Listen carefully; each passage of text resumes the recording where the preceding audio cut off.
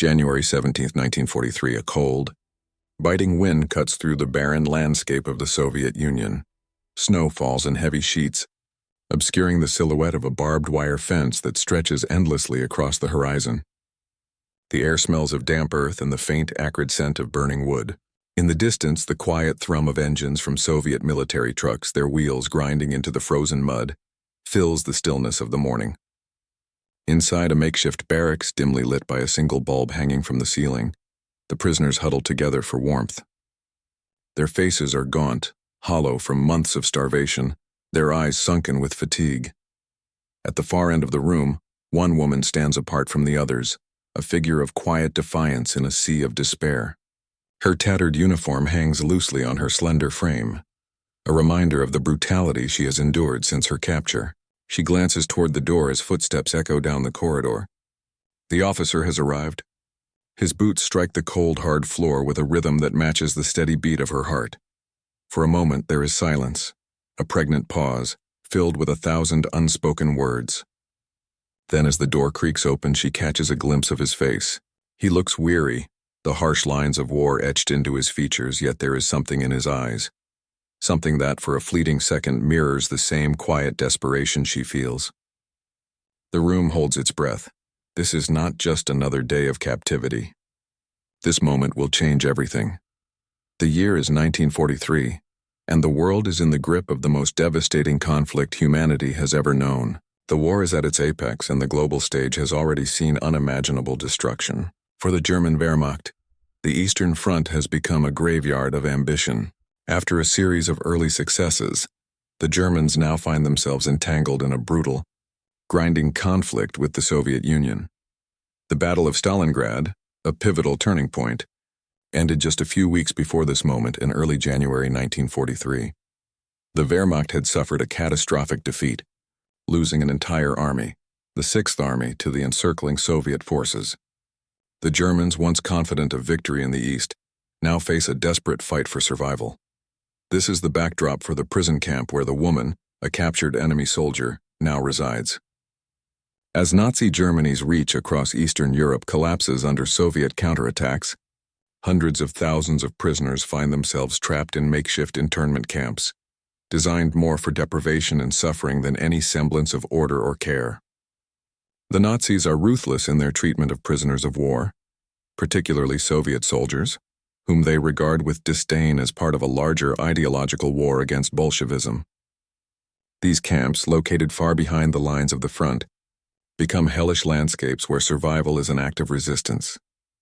The prisoner at the center of our story is one of many soldiers caught in this war, a woman who had been conscripted into service by the Soviet Union, like so many others forced to fight in the chaos of the Eastern Front.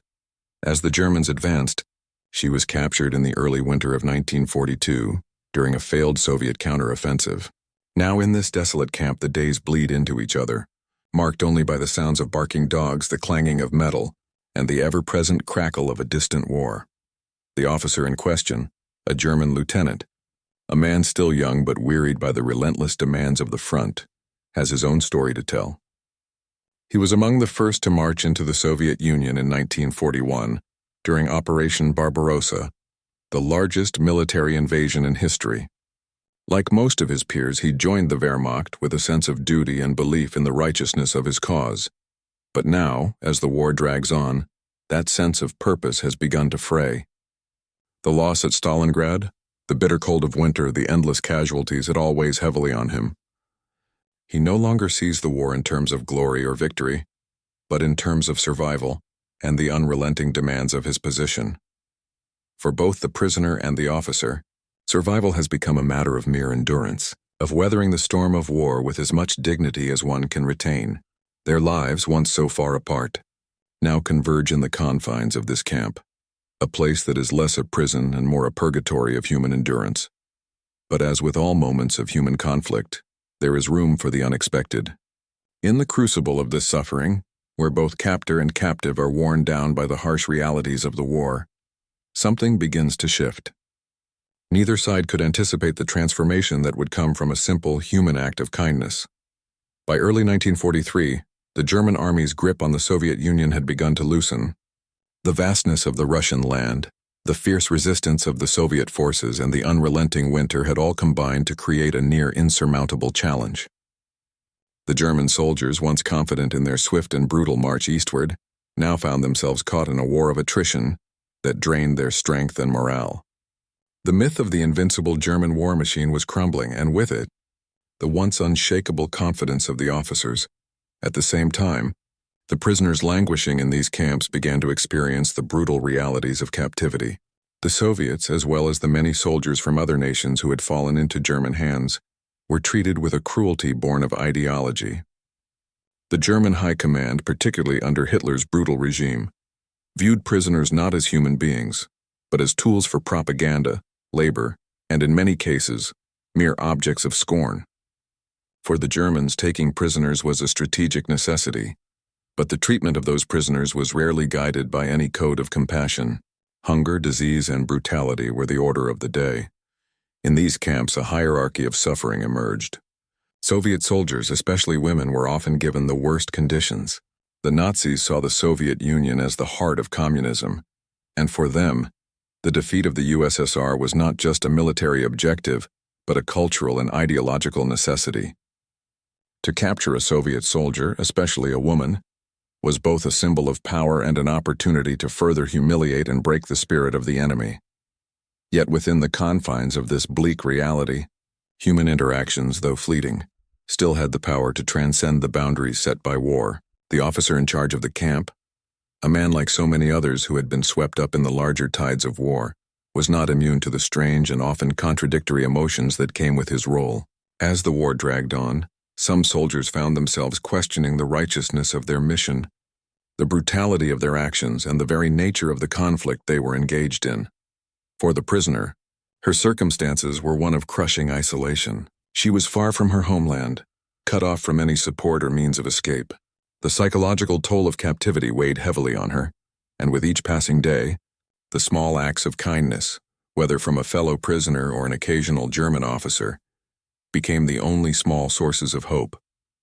She did not expect mercy, but the smallest gestures of humanity could sometimes shine through the darkness. It was in this environment of suffering and deprivation that the unexpected occurred. The officer, who had seen countless prisoners in the bleakest of conditions, began to notice something about this woman, something that set her apart from the others. Perhaps it was the quiet strength in her eyes, or the way she carried herself with a dignity that seemed untouched by the horrors surrounding her. Or maybe it was the haunting look of someone who had seen too much but refused to yield to despair. He, too, was trapped in a system that demanded brutality, a system that had no room for mercy or compassion. But in the shadows of the camp, where neither side could escape the weight of the war, the smallest act of kindness became a spark, a human connection that neither had anticipated. Neither had expected to find any semblance of humanity or solace in such a place. But in the brief moments when their eyes met across the barren camp, something began to change. These moments of contact, these fleeting interactions, would come to mean far more than either could have ever imagined. They would become a silent rebellion against the dehumanizing forces of war, a small testament to the enduring power of kindness, even in the darkest of times. For the female prisoner, the experience of captivity was a daily battle of the mind. The body could endure hunger, the cold, and the relentless work, but the mind was a more fragile thing. As a Soviet soldier, she had been trained for battle, not for the hardships of being a prisoner. The weight of loss and isolation bore heavily on her soul. Her comrades, captured alongside her, had been executed or slowly starved. Yet she had survived, perhaps by sheer will, or perhaps because, deep inside, she clung to the belief that survival itself was an act of defiance. For months, she had been in the same camp, her days indistinguishable from one another. Each morning she awoke to the same oppressive cold, the same sour taste of stale bread, and the same feeling of despair. But amidst all the suffering, she had learned to guard her emotions, to hide her true feelings behind a mask of stoicism. She had no choice. To show weakness was to invite further cruelty. Yet, there were moments, rare, fleeting moments, when she allowed herself to imagine a world beyond the barbed wire. When she caught a glimpse of the officer, she would momentarily think of her home in Russia, of the life she had left behind. In those brief instances, a part of her would wonder, would she ever be free again? Could a world ever exist outside of this madness? But she quickly dismissed these thoughts, for such dreams were dangerous in a place where even hope could be lethal. However, the officer's presence began to have an effect on her. His occasional glances, his tentative gestures of kindness, though brief, started to alter something deep within her. She had spent so much time seeing captors as faceless monsters, tools of an oppressive regime.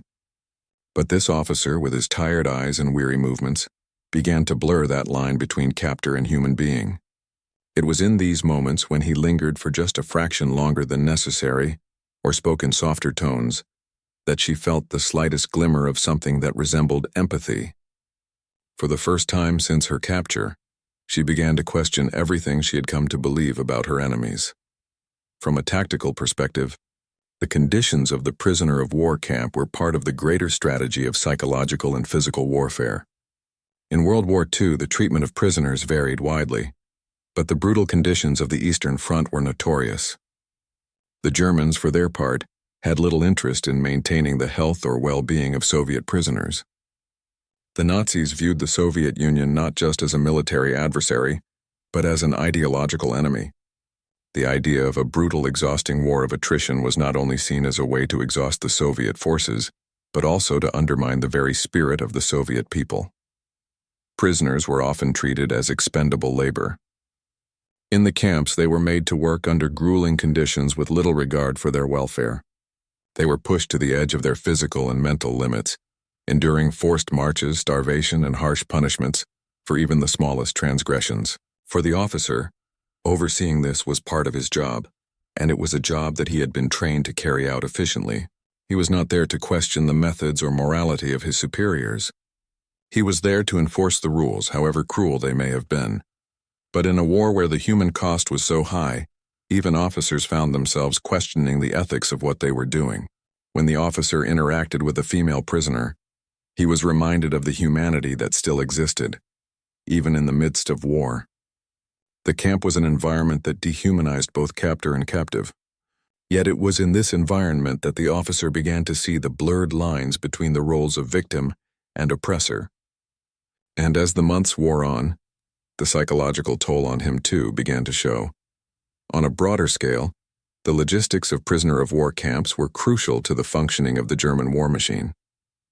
Prisoners were often used as forced labor, sent to work in factories or to build infrastructure that supported the Nazi war effort.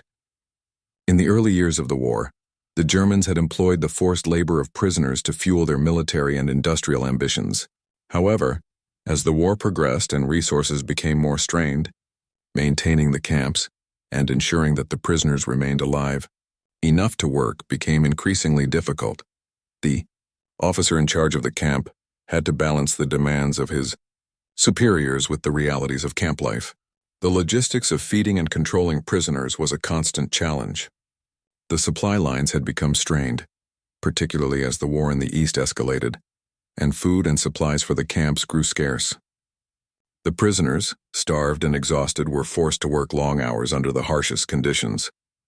In a way, the officer's role was not just one of control, but of managing the labor force that, whether he liked it or not, played a key role in sustaining the German war effort. However, what the officer could not control were the emotional and psychological impacts of the environment. Despite his efforts to maintain order, the stress and toll of war were evident in the way both the prisoners and their captors interacted with one another. A frail connection between the two could be as transformative as the supply lines themselves, one that defied the very purpose of the camps. At the heart of this story lies a moral question that transcends the war itself. How do individuals cope with being complicit in a system they don't fully believe in? The officer was part of a regime that viewed the Soviet Union as an ideological enemy, a force of tyranny that must be eradicated at all costs. This belief shaped every aspect of his actions, from the way he viewed prisoners to the way he carried out orders. But as the war dragged on, the moral justification for such brutality began to erode. The officer's interactions with the female prisoner forced him to confront this internal conflict. She was not just an enemy combatant, she was a person, someone who had experienced the same suffering as he had, someone who had been caught in the same storm of history. Over time, The officer's role as a mere enforcer of orders gave way to a more complicated reality. He began to see the prisoner not as an ideological enemy, but as a human being, a fellow survivor in an unfathomable war. For the prisoner, this moral shift was just as profound. She had come to view all Germans with hatred and suspicion. But as her days in the camp wore on, the officer's unexpected moments of kindness began to shift her perspective. She started to see him not as a faceless enemy, but as someone trapped within the same system, a system that was determined to destroy both of them. Their shared experience of suffering under the same war brought them to an unexpected moral crossroads. The realization that war, in its purest form, was a betrayal of the human spirit. It was late February, a bitter evening in the deep winter of 1943. The snow, now a permanent feature of the camp, had transformed the barracks and watchtowers into an unforgiving white wilderness. The cold penetrated through every crack in the walls, every gap in the poorly stitched uniforms. Prisoners were bundled together in tight corners, their breath visible in the icy air. The usual sounds of the camp echoed across the snow-covered ground, the barking of dogs, the clinking of chains, the murmur of voices too soft to catch, but laden with the weight of exhaustion. On this evening, the officer made his rounds, his boots crunching through the snow as he moved through the row of barracks. His face was drawn, eyes heavy with the toll of both war and his role within it. But tonight something had changed in him. There was an unease in his movements, something more than the usual fatigue of his position. He had grown accustomed to the daily brutality of the camp, the silent suffering of the prisoners. Yet tonight, as he passed the barracks where the female prisoner resided, he hesitated. She stood by the window, her face pale but alert, her eyes catching his for a split second. An unspoken moment shared between two people who were not supposed to have any common ground. Earlier that day, something unexpected had happened. In the middle of the harsh labor details, a group of prisoners had been punished for a minor infraction, one that was as much a result of the ever-present hunger and exhaustion as it was a defiance of the oppressive system. The officer had been the one to carry out the punishment. It was brutal, and the event weighed heavily on him, more so than any other incident in recent months. But as the prisoners were forced back into the barracks, one among them, a young woman, had collapsed in the cold. It was then that the officer, in a moment of hesitation, ordered her to be carried back to the barracks for medical attention. It was a small act, hardly significant in the grand scope of the war, but it was a break from the mechanical cruelty that had defined his existence up until that point. When he entered the barracks later that evening, it was the woman who caught his gaze. This time, however, something unspoken passed between them. She gave a slight nod, as if acknowledging the kindness he had shown earlier. There were no words, only an exchange of understanding, and in that moment, the officer felt something stir within him, something long buried beneath the layers of duty and ideology. The moment was fleeting, no more than a glance. But for both the officer and the prisoner, it was a turning point. A shift in perception that would alter the course of their lives, and perhaps their understanding of the war they were both trapped in. The officer's role in the system was clear, but this moment of humanity forced him to reckon with his complicity in the violence and suffering around him. For the prisoner, this act of kindness, small as it seemed, shattered the boundaries she had erected between herself and her captors.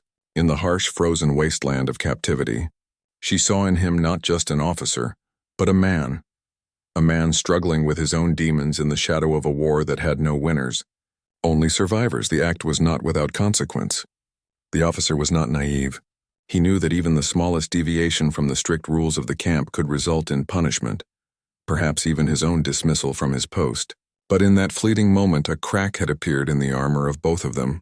The system of war, which demanded unwavering allegiance to cruelty and order, had been momentarily disrupted by an act of unexpected humanity.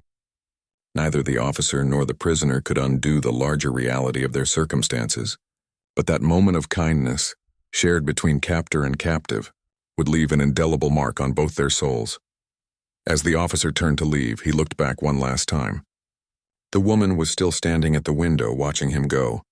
He did not know what would come of this, nor could he predict what might happen next. But the connection was made, and for both of them, the course of the war and their own futures was now forever altered. In the days that followed, The consequences of that fleeting moment between the officer and the prisoner began to ripple through the camp.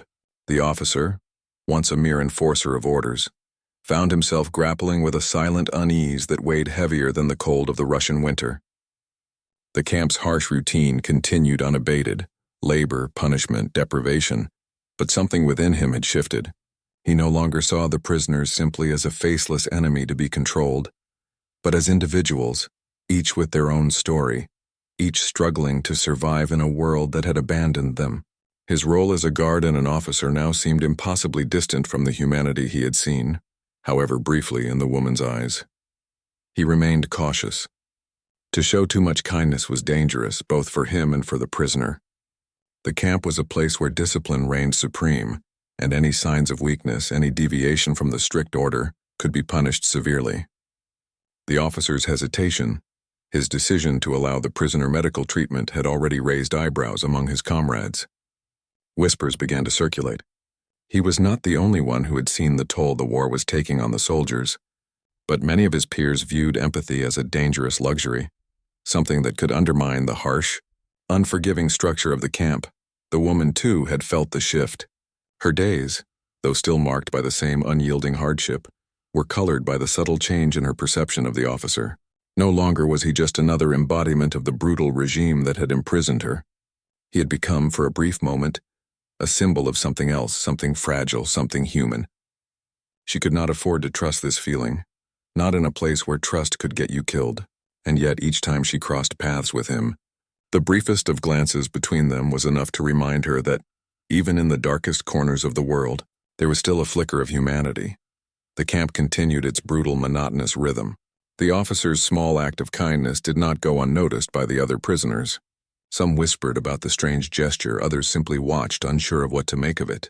It became a subtle, fleeting symbol of defiance in a world that had long since forgotten the meaning of mercy. The female prisoner, though still far from free, began to see that even in the deepest pits of despair, there could be moments of grace, moments when humanity could still break through the impenetrable walls of war. As the weeks passed, the officer grew increasingly disillusioned. The weight of his actions and inaction began to gnaw at him. He found himself questioning the very nature of the conflict he was part of. What was the point of all this? To crush the spirit of an entire people? To wipe out the very essence of a nation? He had seen firsthand the horrors of war, the relentless destruction, and now, in the quiet moments with the prisoners, he began to see the faces behind the uniform. The faces of people, like him, caught in a machine they had no power to control. Yet, he remained a part of that machine. His duty, though corrupted by doubt, still bound him to the camp. His actions, however small, had not led to any grand rebellion or change. The camp continued to function as it always had. The war still raged on, and the brutal calculus of survival and victory governed all. But for the woman, there was no return to normalcy. The small kindnesses she had received were not enough to erase the scar of her captivity. She remained a prisoner, her future uncertain, her fate decided by forces beyond her control. Still, she had seen something different in the officer, a flicker of compassion that defied the ideology of the regime. It was not enough to free her from her chains, but it was enough to give her a new way of seeing the world. Even in the bleakest of places, humanity could still shine through, no matter how faintly. In the larger scope of the war, the repercussions of their interaction were negligible. The German war effort continued to falter on the Eastern Front, the Soviet forces pressing harder with each passing month. The prisoner, one among millions, would eventually be released or die in the icy hell of captivity. The officer, too, would continue to carry out his duties. His internal conflict slowly buried beneath the weight of his position, but in the quiet corners of that camp, where the winds howled across the snow-covered fields and the cries of prisoners echoed through the night, something had changed. The war, with all its grand narratives of victory and defeat, had never been about the struggle between nations alone. It was also about the small human moments that occurred between individuals, moments that had the power to alter the course of a life, if only for an instant. The prisoner, the officer, both were mere pawns in the vast, unrelenting machine of war. Yet in that fleeting moment, their shared humanity had breached the barriers built by ideology, power, and violence. In a place where survival was the only currency, where every day was a struggle to endure the next, The smallest gesture of kindness became an act of quiet rebellion against the overwhelming dehumanization that defined both sides of the conflict. The war, grand in its scale, catastrophic in its reach, had always been more than the clash of armies. It was, at its core, a war of ideas, a collision of ideologies that sought to reshape the world through destruction. Yet even in the heart of such violence, where lives were reduced to numbers and people to enemy lines, there remained an indomitable force, the ability to see beyond the uniform, beyond the role forced upon you, and to recognize the humanity of another. The officer, disillusioned by the brutality of his world, began to understand that his position as a soldier, a member of a monstrous machine, did not absolve him of his responsibility to those around him, whether friend or foe. And for the prisoner, trapped in a world of suffering and loss, that brief moment of empathy, though insufficient to change her fate, became a flicker of light in the darkness. It reminded her that even in a world torn apart by war, there was still the possibility for human connection, however fleeting, however fragile. Both of them, though their paths would diverge in the harsh, unyielding tides of war, were marked by the experience. The officer, perhaps, was left with the quiet, gnawing realization that he could no longer look at the prisoners as mere objects of control. The woman, too, carried within her the unspoken understanding that, despite the cruelty of the world around her, there was something more than just the struggle for survival. There was, at its heart, a struggle to retain one's humanity. War may break the body, but it cannot fully destroy the human spirit. In the midst of its horrors, in the most dire of circumstances, acts of kindness and recognition of shared suffering become powerful symbols of resilience, reminders that even in the darkest moments, there is a possibility for light, however faint. The soldier's uniform, the barbed wire, the lines drawn between captor and captive, they are nothing in comparison to the truth that war, in all its brutality, cannot entirely extinguish the heart's capacity for compassion. And as the war would continue to reshape the world, those small, quiet moments of humanity would echo through the lives of those who had experienced them, leaving behind a legacy that no battle could ever erase.